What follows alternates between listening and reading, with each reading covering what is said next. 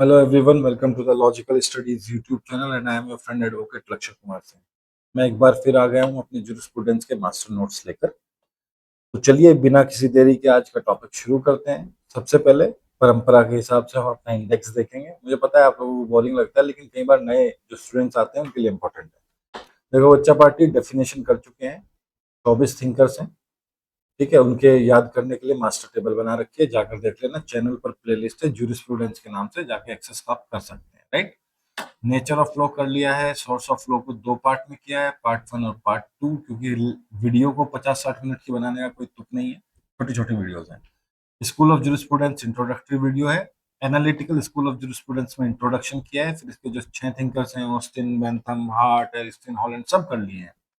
और analytical school की videos का जो कोड है वो ए है, यानी कि A1, A2, A3। Historical school of jurisprudence पे एक इंट्रोडक्शन किया है, कर चुके हैं हिस्टोरिकल स्कूल ऑफ जूरिस्प्रूडेंस पूरा का पूरा। इसका वीडियो कोड है H से H1, H2, H3। Sociological school of jurisprudence कर रहे हैं, इसमें सोशियोलॉजिकल स्कूल ऑफ जूरिस्प्रूडेंस का इंट्रोडक्शन कर चुके हैं, मोंटेस्क्यू को कर चुके हैं। मोंटेस्क्यू हमने हिस्टोरिकल में भी किया था, याद रखना। और आज करेंगे अपन अगस्त कॉम्टे को, राइट गाइस। तो इसका कोड हो जाएगा S1, S2, S3 and so on. चलिए बिना किसी देरी के शुरू करते हैं। थोड़ा सा लेंथी जाएगा ये वीडियो, क्योंकि इंपॉर्टेंट है। ये आपके सामने श्रीमान जो दिखाई दे रहे हैं, August Comte, father of sociology इनको कहा जाता है, समाजशास्त्र का पिता इनको कहा जाता है। तो देख लेते हैं। August Comte, the father of sociology, establish sociology as a distinct discipline through his philosophy of positivism. तो मतलब अपनी पॉजिटिविज्म की फिलोसफी के थ्रू इन्होंने सोशियोलॉजी को बिल्कुल एक अलग डिसिप्लिन के तौर पर एस्टेब्लिश किया। इनका आर्ग्यूमेंट था, he argued that the society like the physical world, जैसा हमारा भौतिक जगत है ना, ये ऑपरेट अंडर नेचुरल लॉज। जो हमारी सोसाइटी है वो फिजिकल वर्ल्ड की तरह नेचुरल लॉज के अंडर ऑपरेट होती है। That can B studies scientifically, और उनको आप साइंटिफिकली पढ़ सकते हैं केवल। यानी कि कहने का मतलब था, अगस्त कोम्ते साहब ने ये कहा कि जो समाज है ना, वो बिल्कुल फिजिकल वर्ल्ड की तरह है, जिसके अपने कुछ नियम्स और कायदे हैं जो बिल्कुल नेचुरल लॉज की तरह ऑपरेट होते हैं, जिनको आप केवल साइंटिफिकली पढ़ सकते हो। मतलब वैज्ञानिक आधार बनाते हुए आप उनकी स्टडी कर सकते हो। कॉम्टे के लिए लॉ इज नॉट एब्स्ट्रैक्ट। ये लॉ को एब्स्ट्रैक्ट नहीं मानते थे या मेटाफिजिकल नहीं मानते थे। मेटाफिजिकल का मतलब होता है, वैसे तो तत्व मीमांसा कह देते हैं, और थोड़ा सा आसान कर दूं तो आप आध्यात्मिक भी इसको कह सकते हैं, मेटाफिजिकल तत्व मीमांसा। But a social institution shaped by observation, experience and empirical facts. हमेशा एक चीज याद रखना, जहां पर भी शब्द आ जाता है ना, scientific positivism, scientific positivism. Scientific positivism का मतलब होता है वैज्ञानिक प्रत्यक्षवाद। साइंटिफिक तो हो गया वैज्ञानिक, बहुत इंपॉर्टेंट चीज है, पूरे जूरिस्प्रूडेंस में काम आएगी, ध्यान से सुनना। वैज्ञानिक प्रत्यक्षवाद ये एक विचारधारा है। ये विचारधारा कहती है और मानती है कि वास्तविक और प्रमाणिक ज्ञान, यानी कि रियल जो नॉलेज है, वो आप केवल वैज्ञानिक विधियों के थ्रू जान सकते हैं, साइंटिफिक मेथड के थ्रू जान सकते हैं, जिसमें ऑब्जर्वेशन आ गया, एक्सपेरिमेंट आ गया, रैशनलिज्म आ गया, एनालिसिस आ गया, ठीक है। तो ये विचारधारा है जो साइंटिफिक पॉजिटिविज्म, वैज्ञानिक प्रत्यक्षवाद, ये कहती है कि वास्तविक और प्रमाणिक ज्ञान केवल वैज्ञानिक विधियों के द्वारा ही प्राप्त किया जा सकता है, जिसमें आपका अवलोकन हो गया, प्रयोग होगा, तार्किक विश्लेषण, यानी कि ऑब्जर्वेशन हो गया, एनालिसिस हो गया, रैशनल्स हो गए, रीजंस हो गए। किस लिए? तो यहाँ पर कॉम्टे ने कहा लॉ इज नॉट एब्स्ट्रैक्ट और मेटाफिजिकल। लॉ कोई एब्स्ट्रैक्ट या मेटाफिजिकल नहीं है, बल्कि एक सोशल इंस्टीट्यूशन है, जिसको शेप किया है किसने? ऑब्जर्वेशन ने, एक्सपीरियंस ने और एम्पिरिकल फैक्ट्स ने। तो इन शॉर्ट जो कॉम्टे हैं वो बिल्कुल साइंटिफिक पॉजिटिविज्म की बात यहाँ पर कर रहे हैं। हालांकि ये philosophy of positivism word use हुआ है यहाँ पे, लेकिन वही वाली विचारधारा काम करती है कि वास्तविक और प्रमाणिक ज्ञान कैसे आएगा? ऑब्जर्वेशन के थ्रू आएगा, एक्सपीरियंस के थ्रू आएगा, एम्पिरिकल फैक्ट, एम्पिरिकल मतलब अनुभववाद, अनुभव से, एक्सपीरियंस से। एक्सपीरियंस वाली नॉलेज को इंपॉर्टेंट मानते हैं, राइट। आगे चलते हैं। जो इनका इन्फ्लुएंशियल कंट्रीब्यूशन था सबसे ज्यादा, वो था लॉ ऑफ द 3 स्टेजेस, ठीक है। मतलब विधि की 3 अवस्थाएं हैं, उसके बारे में आगे बात करेंगे। Which explains the intellectual and social evolution of humanity. तो Comte's most influential contribution is the law of 3 stages, जो एक्सप्लेन करता है इंटेलेक्चुअल और सोशल इवोल्यूशन ह्यूमैनिटी का। किसका? मानवता का। साइंटिफिक, सॉरी, सोशल, मानवता का सामाजिक और इंटेलेक्चुअल बौद्धिक विकास, कि मानवता का बौद्धिक विकास और सामाजिक विकास कैसे हुआ, ये इनका जो कॉम्टे का है लॉ ऑफ 3 स्टेजेस, ये इस चीज को एक्सप्लेन करता है। तो इसमें 3 चीजें हैं। एक तो सबसे पहली स्टेज जो आती है ये होती है थियोलॉजिकल स्टेज। थियोलॉजिकल को आप क्या कहेंगे? थियोलॉजिकल मतलब धर्म संबंधी, जिसमें धर्म संबंधी बातें जाते हैं। जैसे आ गया ना super natural explanation. Super natural मतलब अलौकिक, मतलब जो इस लोक की ना हो, परलोक की हो, दूसरे लोक की हो। Super natural explanation dominated by priest and military. तो कॉम्टे के हिसाब से जो थियोलॉजिकल स्टेज है धर्म संबंधी, उसको कौन डोमिनेट करता था? प्रिस्ट क्लास डोमिनेट करती थी। मतलब अलग अलग सोसाइटी में अगर कहीं का हो तो चर्च, कहीं का हो तो टेम्पल, राइट, कहीं का हो तो मॉस्क, वो उसको डोमिनेट करती थी। और मिलिट्री, राइट, मतलब मिलिट्री क्यों? एक एलिमेंट आ जाता है यहाँ सैंक्शन वाला कि जो इन्होंने कह दिया, जो चर्च से ऑर्डर जो आ गया या जो टेम्पल से ऑर्डर आ गया उसको आपने फॉलो नहीं करा तो military is there to maintain that. उसके बाद आती है मेटाफिजिकल स्टेज। और मेटाफिजिकल स्टेज हम कहेंगे वही जो ऊपर बात हुई, ठीक है, आध्यात्मिक, बिल्कुल। इसमें थियोलॉजिकल से एक कदम आगे है। ये कहती है एब्स्ट्रैक्ट रीजनिंग की बात करती है, dominated by lawyers and philosophers. दार्शनिक लोग और वकील लोग, या मतलब जो लोग तर्क देने में अच्छे थे, कुशल थे, ये इस स्टेज को वो डोमिनेट करते हैं। तीसरी आती है आपकी पॉजिटिव स्टेज। इसमें आती है साइंटिफिक रीजनिंग, मतलब वैज्ञानिक विश्लेषण, वैज्ञानिक तर्क, एम्पिरिकल ऑब्जर्वेशन, अनुभव के आधार पर किया गया अवलोकन। और इंडस्ट्रियल सोसाइटी और औद्योगिक समाज जो इंडस्ट्री से जुड़ा हुआ है। तो कॉम्टे के हिसाब से लॉ ऑफ थ्री स्टेजेस जो इस बात को बताता है कि ह्यूमैनिटी ने अपना बौद्धिक और सामाजिक विकास कैसे किया। इसमें आती हैं तीन चीजें, थियोलॉजिकल स्टेज, मेटाफिजिकल स्टेज और पॉजिटिव स्टेज। इतना भी लिखा होगे तो एग्जाम में नंबर मिल जाएंगे। तो Comte viewed society as an organism. Comte society को ऑर्गेनिज्म के तौर पर देखते थे, with law functioning to maintain order and progress. और लॉ का काम क्या था इस सोसाइटी में? मेंटेन करना ऑर्डर को और प्रोग्रेस को। His positivism laid the foundation for later sociological jurist. और जो इनका पॉजिटिविज्म था कॉम्टे का, उन्होंने कहा उस पॉजिटिविज्म ने फाउंडेशन का, बुनियाद का काम किया। जो बाद में ज्यूरिस्ट आए ना, स्पेंसर, हार्बर्ट स्पेंसर आए, आयरिंग आए, एल्रिच आए, ड्यूगिट आए, डीन रोस्को पाउंड आए, उनको काफी मदद करी, उनके लिए बुनियाद का काम किया कॉम्टे के पॉजिटिविज्म ने। तो क्रोनोलॉजी आप यहाँ बना सकते हैं। पूरा नाम है श्रीमान जी का अगस्त कॉम्टे, फ्रेंच फिलोसोफर है, फादर है सोशियोलॉजी के। डेट ऑफ बर्थ और डेट ऑफ डेथ देख लीजिए, 19 जनवरी 1798, मॉन्टेपिलर फ्रांस में।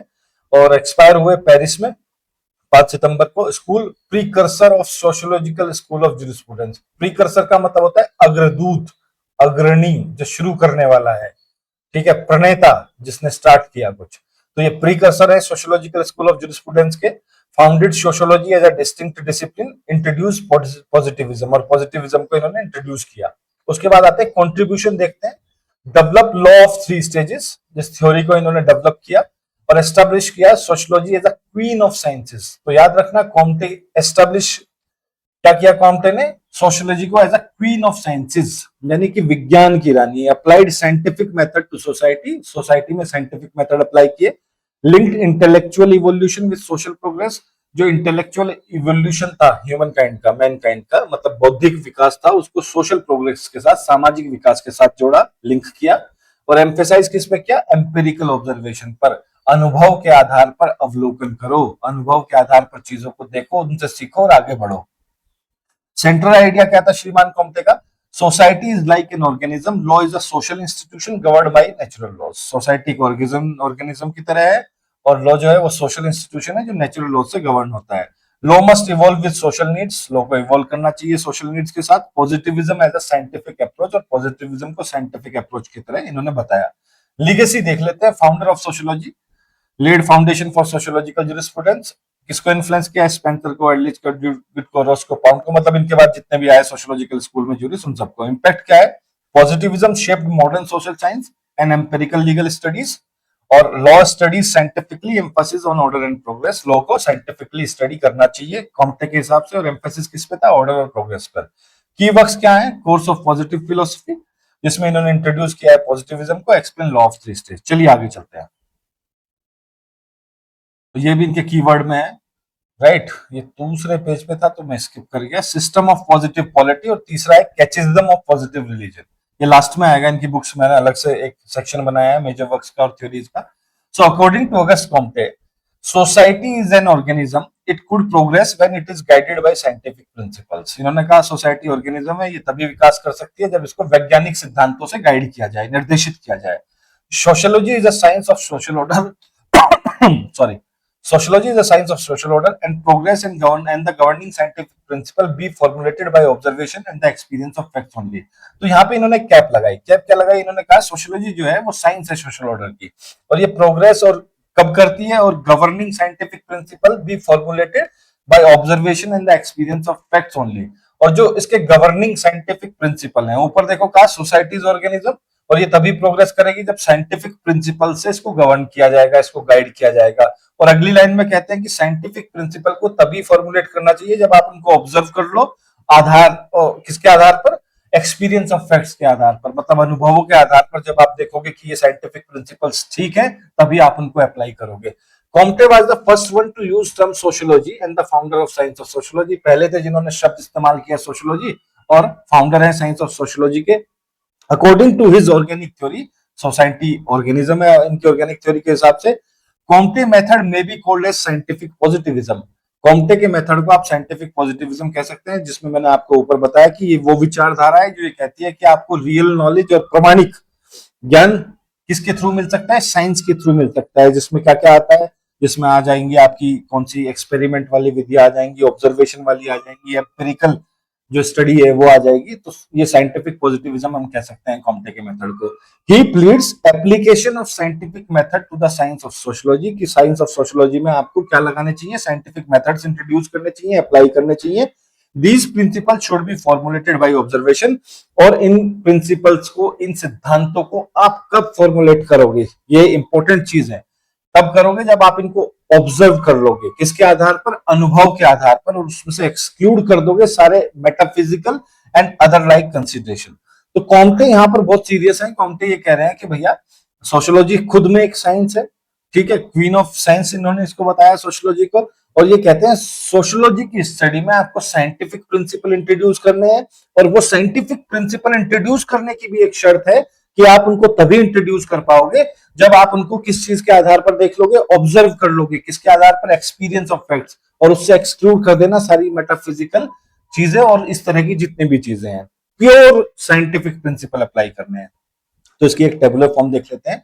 फाउंडेड टर्म है, first to use the word sociology Comte थे जिन्होंने पहले ये इस्तेमाल किया। फादर ऑफ सोशियोलॉजी हमने ऊपर पढ़ लिया। Society as a organism, society compare to living organism. अगर क्वेश्चन आ जाता है कौन सा ज्यूरिस्ट था जिसने सोसाइटी को लिविंग ऑर्गेनिज्म के तहत मतलब कंसीडर किया, उसके इक्विवेलेंट, तो कॉम्टे थे। Progress possible when guided by scientific principle. ये कह रहे हैं समाज की जो उन्नति है वो तभी संभव है जब उसको आप साइंटिफिक प्रिंसिपल से गाइड करेंगे, क्योंकि लॉ मेंटेन करता है हार्मनी को। डेफिनेशन क्या दी सोशियोलॉजी की? Sociology is equal to science of social order and progress. Sociology क्या है?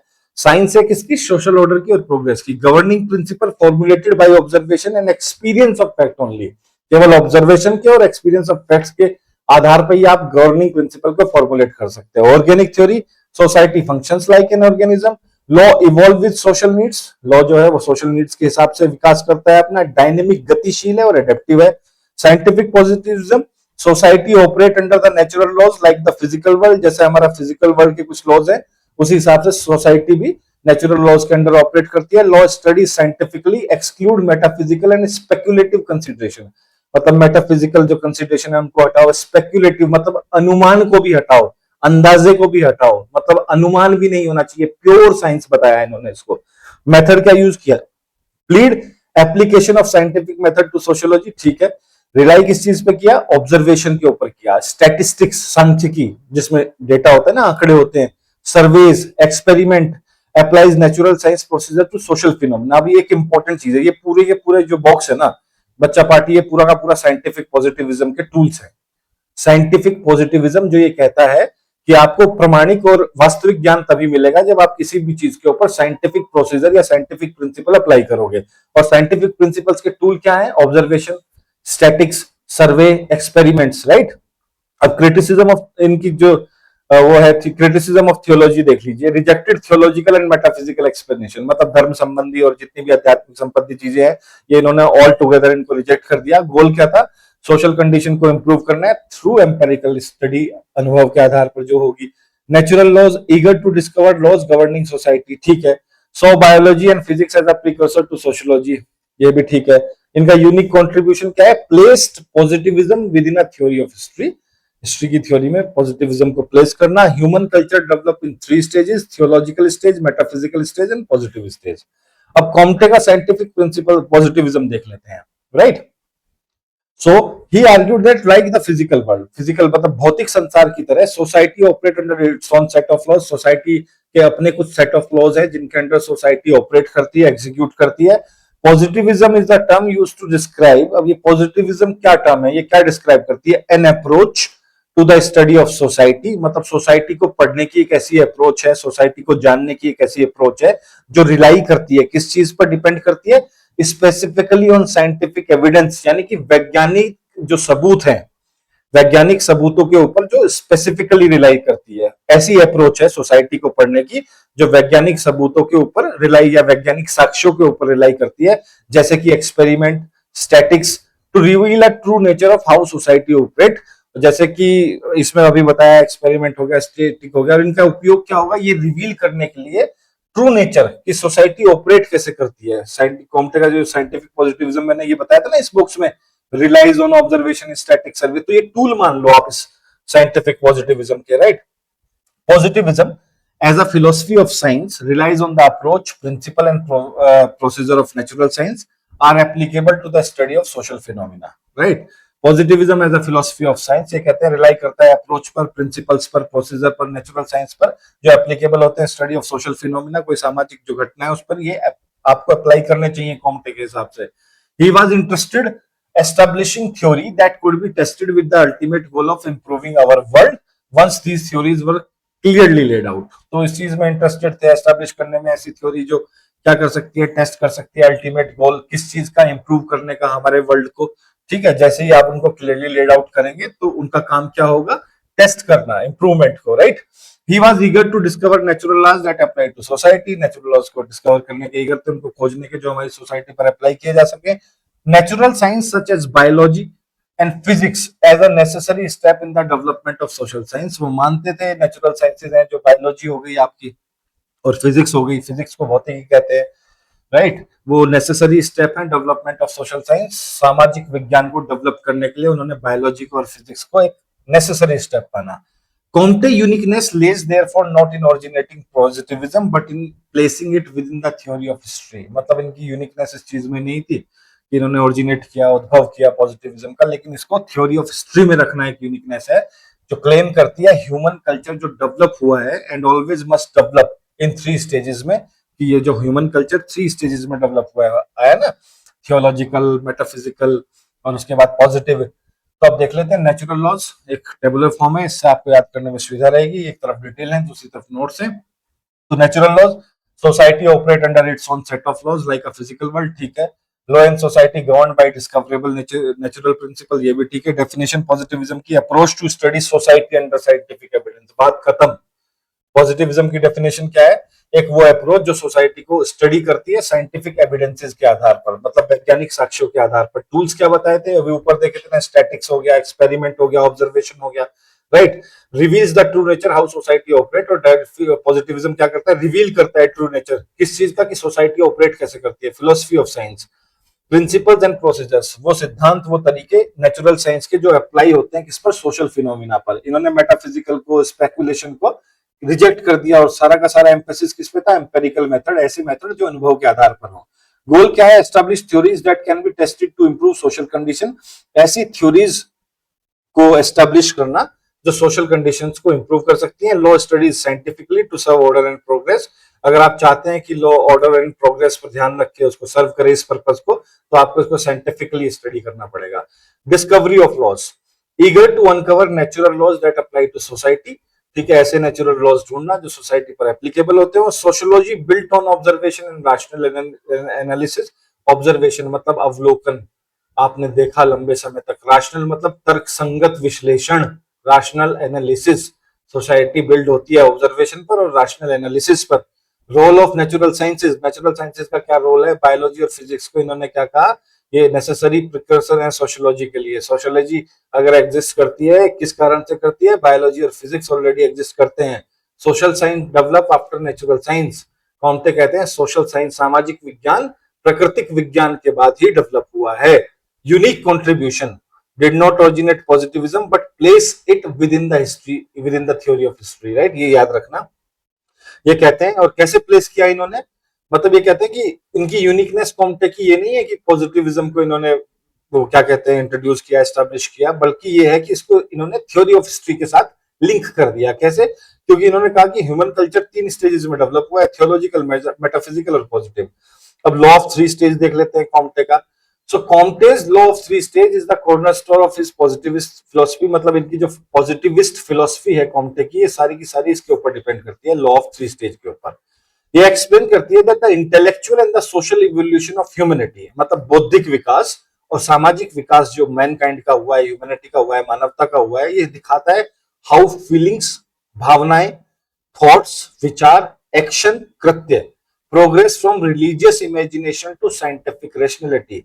ये बताता है कि कैसे भावनाओं में, विचारों में और कृत्यों ने प्रोग्रेस किया, विकास किया, कहां से, रिलीजियस इमेजिनेशन, धार्मिक कल्पना से वैज्ञानिक तर्क संगतता तक।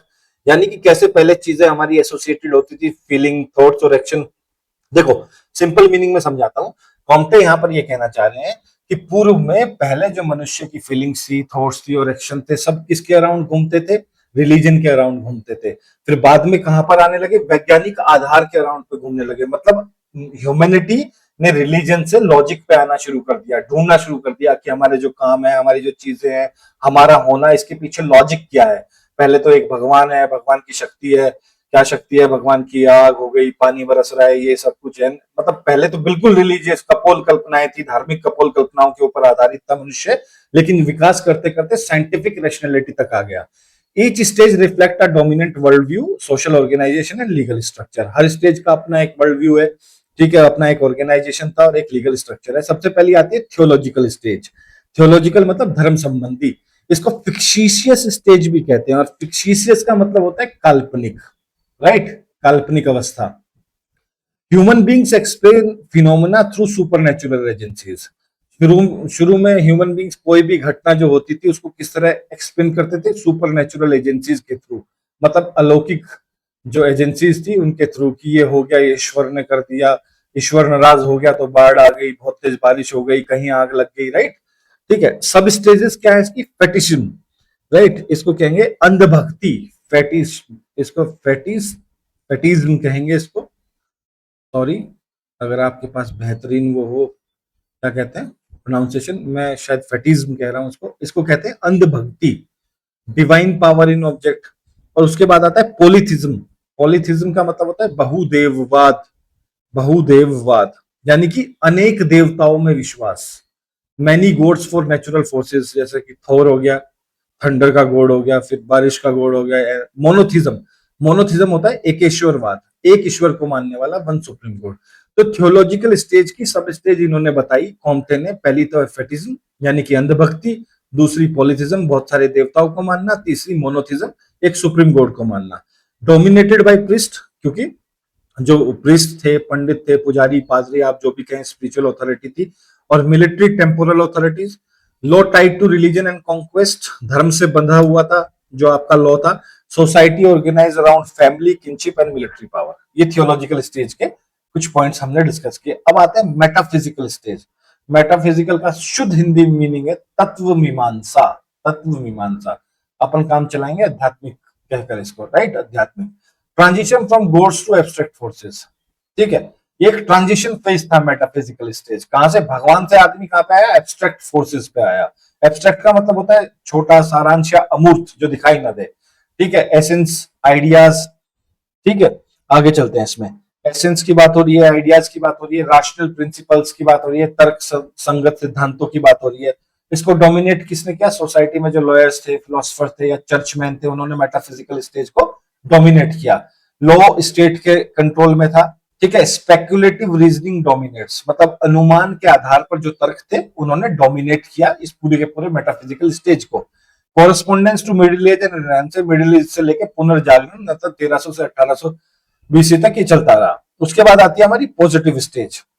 पॉजिटिव बोले तो साइंटिफिक, जो विज्ञान पर आधारित थी, human beings relying on scientific reasoning and empirical observation. तो उस पॉजिटिव स्टेज में ह्यूमन बींग्स किस पर रिलाई करते थे? साइंटिफिक रीजनिंग के ऊपर, वैज्ञानिक आधार जो थे उनके ऊपर और अनुभव के आधार पर। Phenomena explained bye cause and effect relationship. पहले क्या था, आपने ऊपर देखा होगा कि जो फिनोमिना था उसको कैसे भगवान से जोड़ के लोग उसको डिस्क्राइब करते थे, right. Explain phenomena through supernatural agencies, सबसे पहले थियोलॉजी वाली स्टेज में। फिर मेटाफिजिकल गई, फिर पॉजिटिव आई। पॉजिटिव में कोई भी फिनोमिना, फिनोमिना मतलब घटना, कोई भी घटना कॉज एंड इफेक्ट रिलेशनशिप को लेकर एक्सप्लेन की जाने लगी। अगर ऐसा हुआ है तो क्यों हुआ है। Fact gathered bye observation and experimentation, और उसके जो तथ्य थे, फैक्ट थे, उनको ऑब्जर्व करके और एक्सपेरिमेंट के थ्रू इकट्ठा किया जाने लगा, तभी तो कॉज एंड इफेक्ट रिलेशनशिप बताना शुरू किया। डोमिनेटेड बाय साइंटिस्ट, इस स्टेज को किसने डोमिनेट किया? वैज्ञानिकों ने, इंडस्ट्रियल लीडर्स ने। जो औद्योगिक क्रांति आई उसके बाद जो औद्योगिक नेता थे, बड़े बड़े इंडस्ट्रियलिस्ट थे, और टेक्नोलॉजिस्ट ने। Law based on fact, law किस पर आधारित है? तथ्यों पर। रैशनैलिटी पर बेस है, मतलब तर्कों पर, तथ्यों पर, तर्कों पर। एंड प्रोग्रेस, विकास पर। Serve social welfare and modernization, law ने क्या सर्व किया फिर इन तथ्यों पर बेस्ड होने के बाद? सोशल वेलफेयर, सामाजिक विकास और मॉडर्नाइजेशन, ठीक है। इमर्ज कब हुआ? ये 19th सेंचुरी में, making the industrial and scientific age. चलो अब एक टेबुलर फॉर्म देख लो। थियोलॉजी वाले description, supernatural explanation, religion dominates, conquest central, और इसकी सब स्टेज क्या है? फेटिशिज्म, अंधभक्ति, पॉलिथिज्म, बहुदेववाद, मोनोथिज्म, एक ईश्वर में यकीन। और डोमिनेटिंग ग्रुप कौन थे? प्रीस्ट और military, law and society, law tied to religion, family, kinship and central, ठीक है। मेटाफिजिकल स्टेज आती है, abstract reasoning, essence and ideas, excuse me, replace God, speculative thought, और रैशनलिज्म, एब्स्ट्रैक्ट प्राइड, जो इसकी सब स्टेज मान के चल लो आप। Dominated by lawyers, philosophers and church में। लॉ का क्या हिसाब था? लॉ अंडर स्टेट कंट्रोल, और फिलोसफिकल डिबेट्स जारी थी। फिर आती है साइंटिफिक स्टेज या पॉजिटिव स्टेज, आप इसको कह दीजिए। साइंटिफिक रीजनिंग सबसे ऊपर थी, एम्पेरिकल अनुभव के आधार पर जो ऑब्जर्वेशन थी, और इंडस्ट्रियल सोसाइटी, एम्पेरिकल साइंस और कॉज एंड इफेक्ट रिलेशनशिप। और साइंटिस्ट ने डोमिनेट किया, इंडस्ट्रियल लीडर्स ने डोमिनेट किया। लॉ बेस्ड ऑन फैक्ट्स के ऊपर लॉ बेस्ड था, progress, rationality, social welfare and focus. Characteristic देख लीजिए कॉम्टे के पॉजिटिविज्म की। Science is only valid knowledge मानते थे, साइंस के अलावा और किसी को वो वैलिड नॉलेज नहीं मानते थे। Fact is the object of knowledge, fact को ऑब्जेक्ट मानते थे नॉलेज का। Philosophy does not possess a method different from science, की फिलोसफी में ऐसा कोई मेथड नहीं है जो विज्ञान से अलग हो। The task of philosophy is to find the general principle, philosophy का टास्क क्या था? जनरल प्रिंसिपल्स को फाइंड करना था। कौन से जनरल प्रिंसिपल? जो कॉमन है सारी साइंसेज में। And to use this principle, और इन प्रिंसिपल्स का कैसे इस्तेमाल करना था? गाइड करने के लिए किसको? ह्यूमन कंडक्ट को, as the basis of social organization, right. अब इसकी टेबुलर फॉर्म देख लेते हैं। Science as a valid knowledge, science is the only valid source of knowledge according to Comte. Reject किया थियोलॉजी को, मेटाफिजिक्स को, एम्फेसाइज एम्पिरिकल स्टडी पर जोर था। Fact as a object of knowledge, facts are the true object of knowledge, ये केवल facts based था, जैसे लॉ है ना हमारा fact based. Observation and experience from the basis of understanding, easy है, ज्यादा एक्सप्लेनेशन में नहीं जाऊंगा। अब चलते हैं फिलोसफी एंड साइंस, राइट। ये थोड़ा तेज भाग रही है पीडीएफ मेरी, बोले बच्चे। हाँ, philosophy and science. Philosophy does not possess a method different from science, की फिलोसफी में ऐसा कोई मेथड ही नहीं है जो साइंस से अलग हो। Philosophy must align with the scientific principle and procedure, philosophy को अलाइन करना चाहिए अपने आप वैज्ञानिक सिद्धांतों के साथ और प्रोसीजर्स के साथ। और टास्क ऑफ फिलोसफी क्या है? Find general principle common to all sciences, ऐसे जनरल प्रिंसिपल्स को ढूंढ कर निकालना जो सारी साइंसेज में समान हो, और इनको यूज करना गाइड करने के लिए ह्यूमन कंडक्ट को, and form the basis of social organization, और सोशल ऑर्गेनाइजेशन के लिए एक आधार बनाना। अब देख लेते हैं अगस्त कॉम्टे के मेजर वर्क्स क्या है, बुक्स क्या है, written theory. The positive philosophy 1830 और 42 के बीच में, मल्टी वॉल्यूम वर्क था ये, laid foundation of sociology, sociology की फाउंडेशन रखी। इंट्रोड्यूस किया लॉ ऑफ थ्री स्टेज को इन्होंने इस बुक में, द पॉजिटिव फिलोसफी में, याद रखना। अपील टू कंजर्वेटिव्स 1858, एड्रेस किया पॉलिटिकल एंड सोशल रिफॉर्म के लिए, एम्फसाइज किया stability and order through positivism. और तीसरा था the catechism of positive religion 1858 again. Outline Comte's religion of humanity, ये रिलीजन ऑफ ह्यूमैनिटी को इसको आउटलाइन किया गया इस बुक में। Applies positive principle to moral and social life, और जो पॉजिटिविस्ट प्रिंसिपल्स है, मतलब प्रिंसिपल्स इन्फ्लुएंस्ड बाय साइंस और बेस्ड ऑन साइंस, उनको अप्लाई किया गया मॉरल और सोशल लाइफ पर। तो इसी के साथ हमारा अगस्त कॉम्टे का ये लेक्चर यहाँ पर वाइंड अप होता है। गाइस प्लीज चैनल को शेयर कीजिए, लाइक कीजिए, सब्सक्राइब कीजिए, ठीक है। आपका एक शेयर, लाइक, सब्सक्राइब बहुत हौसला देता है। और बड़ी मेहनत लगती है नोट्स को बनाने में और एक्सप्लेन करने में। और कमेंट सेक्शन में फीडबैक जरूर दे दीजिएगा और आप हमसे कनेक्ट कर सकते हैं www.logicalstudies.com पर। और ये आपका चैनल है टेलीग्राम का TLS UGC net law, WhatsApp पे कनेक्ट कर सकते हैं 7302606241 पर। Right guys, so this is your friend advocate Lakshya Kumar Singh signing off for the day. आपसे फिर मुलाकात होगी जल्दी एक वीडियो के साथ। सो तब तक stay safe and stay healthy. Thank you very much.